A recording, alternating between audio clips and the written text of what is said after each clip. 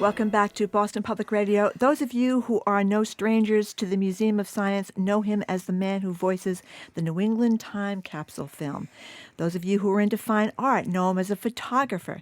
And Trekkies, you know him as Spock. That is right. Actor Leonard Nimoy joins us in Studio 3. He's in town by way of the Boston Pops, hosting Out of This World, a space-themed production, which is on stage tonight and tomorrow at Symphony Hall. He also made a documentary with his son, filmmaker Adam Nimoy.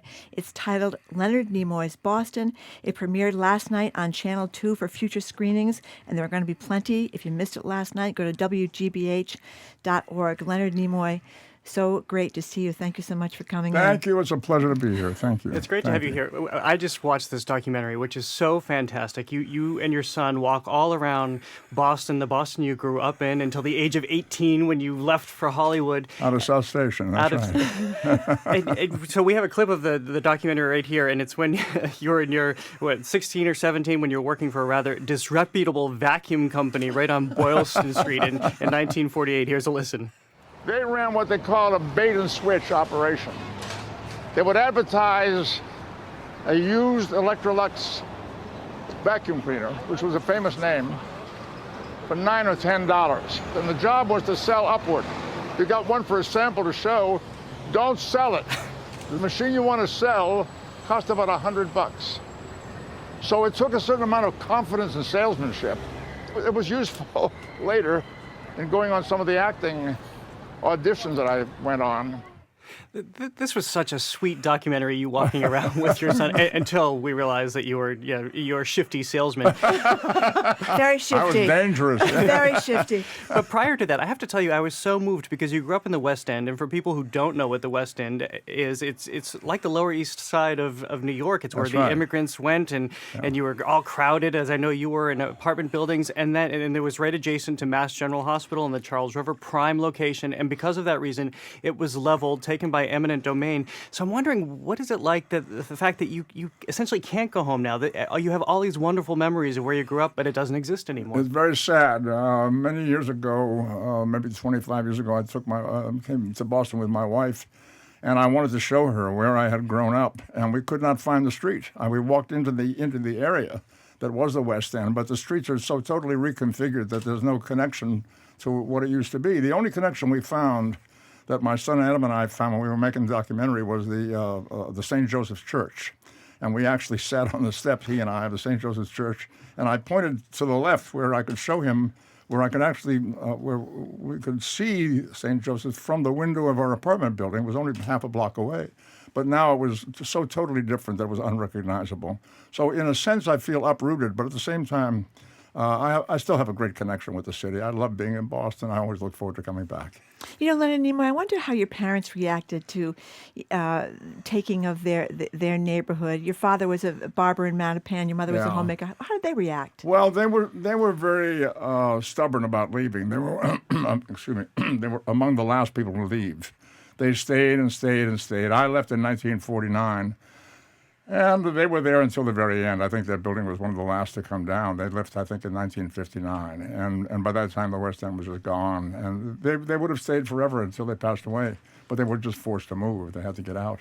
Or the building would have been torn down around them. So they moved out to Dorchester. And did they keep in touch at all with the old neighbors from the West End? Oh, yeah. The West End was a very close-knit neighborhood. It was really a village, in a way.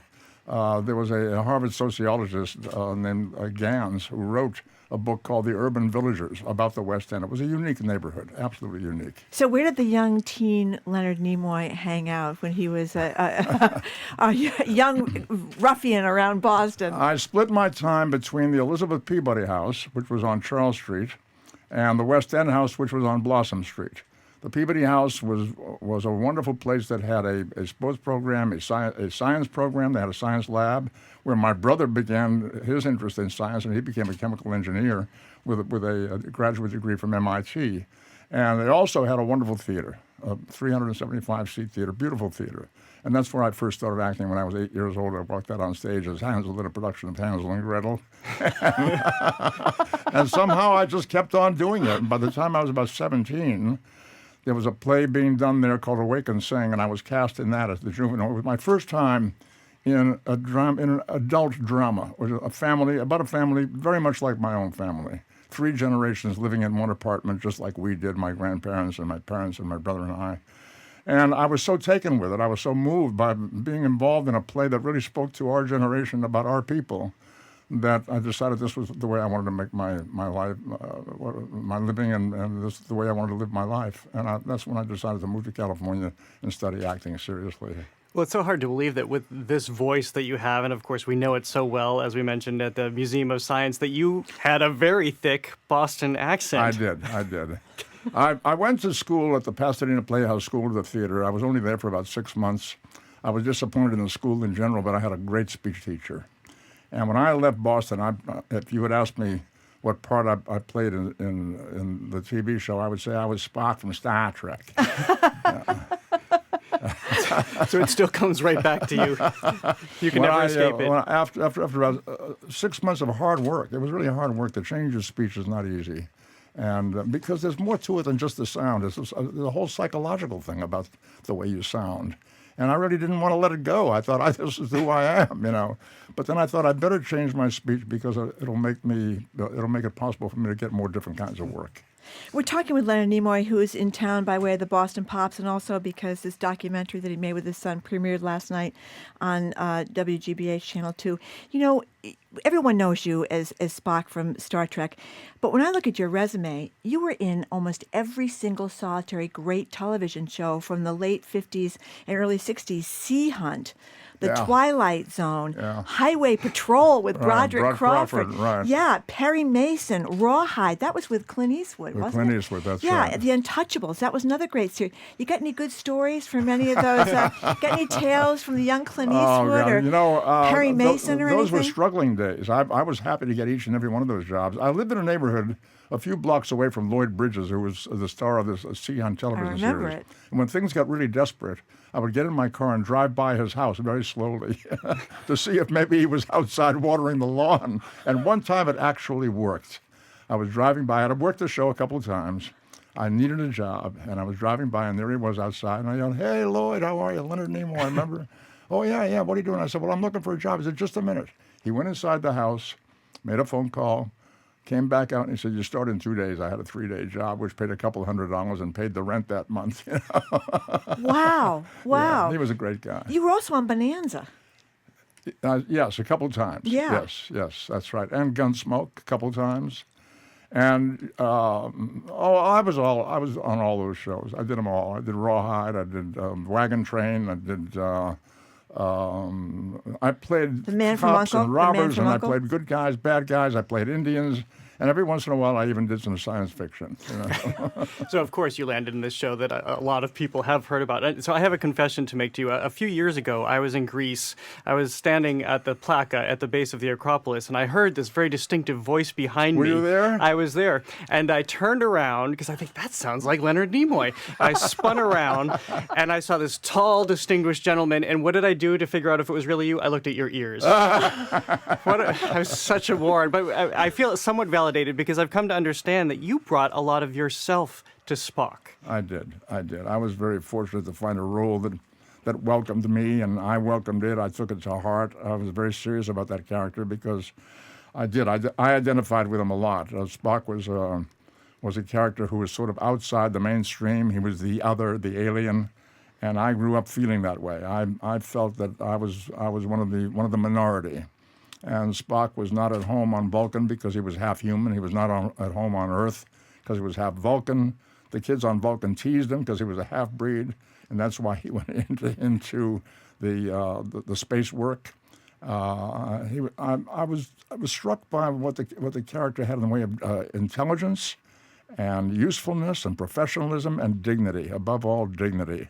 It meant a lot to me. Why did the Leonard Nimoy, the real Leonard Nimoy, feel like you were an outsider? Why? Well, I grew up in this very mixed neighborhood. The people on the floor below us were Italian. The people on the floor below that were Irish. We had very good friends in all of the denominations. But being Jewish, I was definitely in a minority. You were in a minority. Yeah. Okay. So I felt like I was not mainstream. But that must be there must have been some comfort out in Los Angeles and Hollywood, because that's where a lot of people went when they're considered other, because they have these That's right. other artistic sensibilities, that they have That's these right. other selves. So did Well, you find? it's true. I found a different kind of world in California where it was there was not that kind of strong cultural identity. It was an easier mix of people. Not that I enjoyed it more, but I felt I had a different feeling. I felt like, oh, okay, this is what California is all about. This is what Hollywood's all about. But the most important thing for me was to be involved in the arts. I wanted to make a living in the arts. And that's why I went to California, because I thought out there I had a chance to do it. And it worked out. It worked out for me, fortunately. It took a while. It took a while to build a career, but it worked out. Leonard Nimoy, I read somewhere where you saved your last pair of ears. I have them, yeah. Where you got them? In the bathroom? They're in a small box with a glass front, sitting on my desk to remind me of where I came from. Okay. And I also read, I thought this was fascinating, and maybe it relates to what you just said about feeling a little bit like an outsider, that when you worked as on Star Trek, you'd be very long days during the week, get through on Friday, and then you somehow maintained your role as Spock on Saturday and well into Sunday afternoon. What was that about? Yeah, well, I guess you'd call it method acting. I was deep inside this character for many hours each week, 12 hours a day for 5 days a week, 60 hours a week. I was in the Spock character. I'd come home, take off the makeup, grab something fast to eat, study my lines for tomorrow, and still in Spock character, and go to sleep. Wake up in the morning and bang, right into the makeup chair and back into Spock. So the weekend was the only time that I had to slip out of the character, and it took a while. I could still feel Spock around all day Saturday, and he'd start to leave about midday on Sunday. And then I'd start to slip back into Leonard Nimoy. By Sunday night, I was free of Spock, but Monday morning, right back into character. For 3 years, that's the way it was. So at the same time that you started your acting career in Hansel and Gretel, you also started a photography career. You were Yeah. You're literally developing in your one bathroom that you were sharing with all of your family members. Yes. So you've had a lifelong passion for photography. Yes, exactly. Yes. What's your entry point there? I mean, what really draws you about the still? A neighborhood friend in the West End showed me how to develop a roll of film and make a print in your own darkroom. You could go to the Kodak store, which was on Bromfield Street, and for 15 cents you could buy a package of chemicals, and that was all you needed. And maybe a packet of paper for another 15 to 25 cents. So with that kind of an investment, I could take the family camera and go out and shoot some pictures and come home and start developing and making prints immediately in the bathroom, which was exciting to me, very exciting.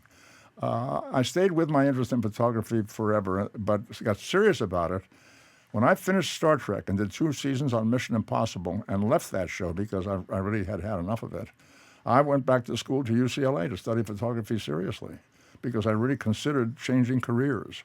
What I realized was that I did not want to do commercial photography, shooting cars and clothes and fashion and that kind of. I didn't want to do that. I wanted to do what's known as fine art photography. Very difficult to make a living at it, so I decided to stick with my acting career.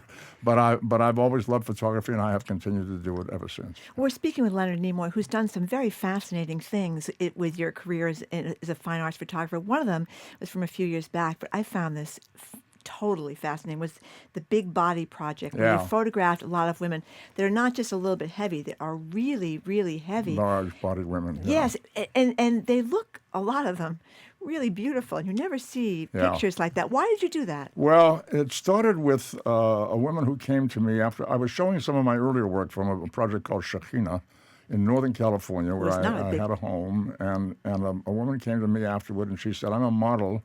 I'm a different body type than you've been working with. Will you be interested in shooting me?" And she was a very large lady. And I was concerned. I thought, I'm not quite sure I know what to do with this because I had been shooting classic type figures. She came to our studio, and my wife and I photographed her. And when I showed her pictures, she was quite large. When I showed her pictures along with other work, she was the one who got all the attention. People were fascinated because you never see that. Exactly. That kind of nude figure, almost like sculpture. And I thought there's something going on here in our culture that I think people are interested in and might want to learn about. So I found this group of women, large-bodied women in San Francisco, and I photographed them, and that became the Full Body Project. What kind of reaction did you get? Because we never see or rarely see I got full body. a lot of interest, a lot of people asking the same question: who are these people and why are you shooting them? And I was shooting them because there is this cultural question in our society about what people should look like. And women in our culture are told what they should look like by the cosmetic companies, the clothing companies, the diet companies. People want to sell you something. That's right. Take these pills, buy these clothes, take this exercise program, buy it from us, and you will look like you're supposed to look.